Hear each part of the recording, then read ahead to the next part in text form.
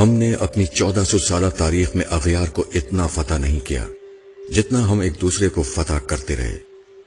آپ کو شاید یہ جان کر حیرت ہو کہ مسلمانوں نے دنیا کا 95% علاقہ اسلامی عروج کی پہلی صدی میں فتح کر لیا تھا۔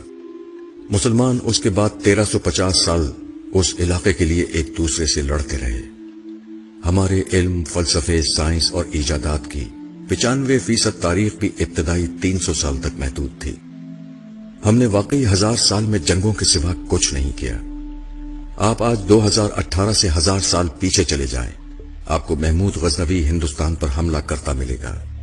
سب سے پہلے ملتان پر حملہ کر کے اسماعیلی فرقے کے مسلمانوں کا قتل عام کیا کرتا تھا اور دولت لوٹ کر لے جاتا تھا۔ آپ اسپین میں مسلمانوں کے ہاتھوں مسلمان کا گلا کٹتے دیکھیں گے۔ آپ کو ترکی میں سلجوق تلواریں اٹھا کر پھرتے نظر آئیں گے۔ آپ کو عرب میں لاشیں بکھری ملیں گی۔ شیعہ سنی اور سنی شیعہ کے سر اتارتے نظر آئیں گے۔ مسلمان کو فتح کر رہا ہوگا۔ مسلمانوں کی مسجدیں جلاتے دکھائی دیں گے اور آپ مومنوں کے ہاتھوں میں مومنوں کے سروں کے مینار بنتے دیکھیں گے۔ آپ 1018 سے آگے آتے چلے جائیں، آپ کے سارے طبق روشن ہوتے چلے جائیں گے۔ آپ کو مسلمان کو قتل کرتے اور قتال کے درمیان وقفے میں حرام خوری کرتے نظر آئیں گے۔ ہم نے اس کے بعد باقی 1000 سال تک حرام خوری کے سوا کچھ نہیں کیا۔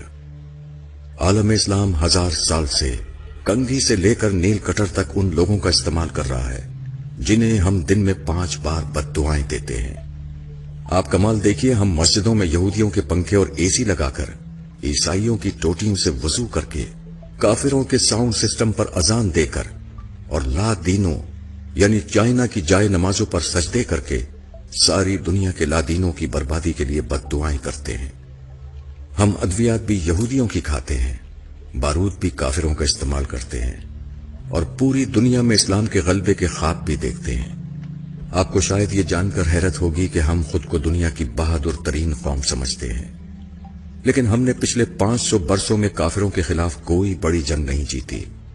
ہم 5 صدیوں سے مار اور صرف مار کھا رہے ہیں۔ پہلی جنگ عظیم سے قبل پورا عرب ایک تھا، یہ خلافت عثمانیہ کا حصہ ہوتا تھا۔ یورپ نے 1918 میں عرب کو 12 ملکوں میں تقسیم کر دیا اور دنیا کی بہادر ترین قوم دیکھتی کی دیکھتی رہ گئی۔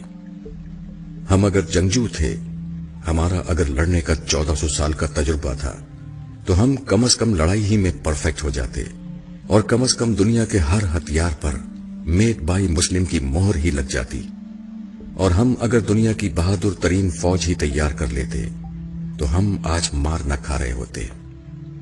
آج کم از کم عراق، لیبیا، مصر، افغانستان اور شام انسانی المیہ نہ بن رہے ہوتے۔ آپ اسلامی دنیا کی بدقسمتی ملاحظہ کیجیے۔ ہم لوگ آج یورپی بندوقوں، ٹینکوں، توپوں، گولوں، گولیوں اور امریکی جنگی جہازوں کے بغیر، ان کی وار ٹیکنالوجیز کی مدد کے بغیر خانہ کعبہ کی حفاظت بھی نہیں کر سکتے۔ ہماری تعلیم کا حال یہ ہے کہ دنیا کی 100 بڑی یونیورسٹیوں کی فہرست میں اسلامی دنیا کی ایک بھی یونیورسٹی نہیں آتی۔ ساری اسلامی دنیا مل کر جتنی ریسرچ پیپر تیار کرتی ہے، وہ امریکہ کے ایک شہر بوسٹن میں ہونے والی ریسرچ کا نصف بنتا ہے۔ پوری اسلامی دنیا کے حکمران علاج کے لیے یورپ اور امریکہ جاتے ہیں۔ یہ اپنی زندگی کا آخری حصہ یورپ، امریکہ، کینیڈا اور نیوزی لینڈ میں گزارنا چاہتے ہیں۔ دنیا کی 90% تاریخ اسلامی ملکوں میں ہے، لیکن اسلامی دنیا کے 90% خوشحال لوگ سیاحت کے لیے مغربی ملکوں میں جاتے ہیں۔ ہم نے 500 سال سے دنیا کی کوئی دوا، کوئی ہتھیار، کوئی نیا فلسفہ، کوئی خوراک، کوئی اچھی کتاب، کوئی نیا کھیل اور کوئی اچھا قانون نہیں دیا۔ ہم نے اگر ان 500 برسوں میں کوئی اچھا جوتا ہی بنا لیا ہوتا تو ہمارا فرض کفایہ ادا ہو جاتا۔ ہم 1000 برسوں میں صاف ستھرا استنجا خانہ نہیں بنا سکے۔ ہم نے موزے اور سلیپر اور گرمیوں میں ٹھنڈا اور سردیوں میں گرم لباس تک نہیں بنایا۔ ہم نے اگر قرآن مجید کی اشاعت کے لیے کاغذ پرنٹنگ مشین اور سیاہی ہی بنا لی ہوتی تو ہماری عزت رہ جاتی، مگر یہ بھی ہمارے علماء کی فکری ارتقاء میں بسنے والے کافروں نے ہی بنائی ہے۔ ہم تو خانہ کعبہ کے غلاف کے لیے کپڑا بھی اٹلی سے تیار کراتے ہیں۔ ہم تو حرمین شریفین کے لیے ساؤنڈ سسٹم بھی یہودی کمپنیوں سے خریدتے ہیں، ہمارے لیے آب زمزم بھی کافر کمپنیاں نکالتی ہیں، ہماری تسبیحات اور جائے نمازیں بھی چین یعنی ایک لادین ملک سے آتی ہیں، اور ہمارے احرام اور کفن بھی جرمن مشینوں پر تیار ہوتے ہیں۔ ہم مانے یا نہ مانے، لیکن یہ حقیقت ہے کہ دنیا کے 1.5 ارب مسلمان صارف سے زیادہ اہمیت نہیں رکھتے۔ یورپ زندگی کی نعمتیں ایجاد کرتا ہے، بناتا ہے، اسلامی دنیا تک پہنچاتا ہے، اور ہم استعمال کرتے ہیں، اور اس کے بعد بنانے والوں اور ایجاد کرنے والوں کو آنکھیں نکالتے ہیں اور ان پر لاکھوں مرتبہ لعنت و ملامت بھیج کر سر فخر سے بلند کرتے ہیں۔ آپ یقین کیجئے، جس سال آسٹریلیا اور نیوزی لینڈ نے سعودی عرب کو بھیڑیں دینے سے انکار کر دیا، اس سال مسلمان حج پر قربانی نہیں کر سکیں گے، اور جس دن یورپ اور امریکہ نے اسلامی دنیا کو گاڑیاں، جہاز اور کمپیوٹر بیچنا بند کر دیے، ہم اس دن گھروں میں محبوس ہو کر رہ جائیں گے، ہم شہر میں نہیں نکل سکیں گے۔ یہ ہم ہیں اور یہ ہماری اوقات۔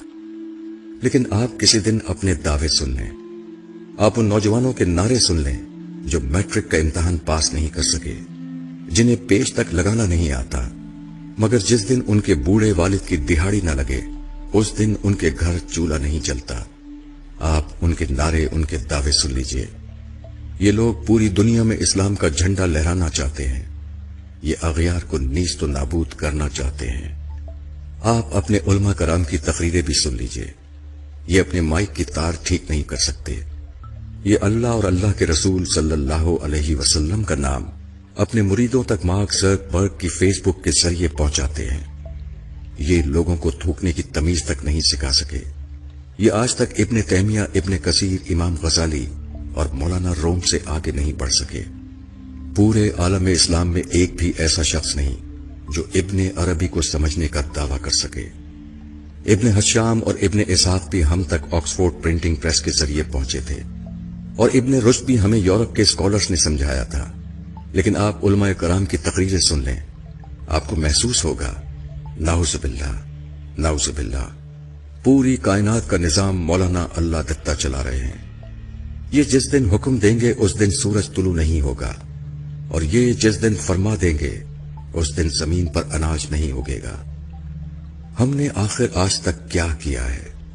ہم کس برتری پہ خود کو دنیا کی عظیم ترین قوم سمجھتے ہیں، جو آج تک ہر جمعے کے خطبے میں گلا پھاڑ پھاڑ کر نظام مصطفیٰ صلی اللہ علیہ وسلم پر فخر کرنے کے باوجود اسے مسلمانوں کے کسی بھی ملک میں نافذ نہیں کر سکے؟ مجھے آج تک اس سوال کا جواب نہیں مل سکا۔ ہم اگر دل پر پتھر رکھ کر یہ حقیقت مان لیں تو پھر ہمیں پتہ چلے گا کہ ہماری حرام خوری ہماری جینس کا حصہ بن چکی ہے۔ کالم از جاوید چودھری۔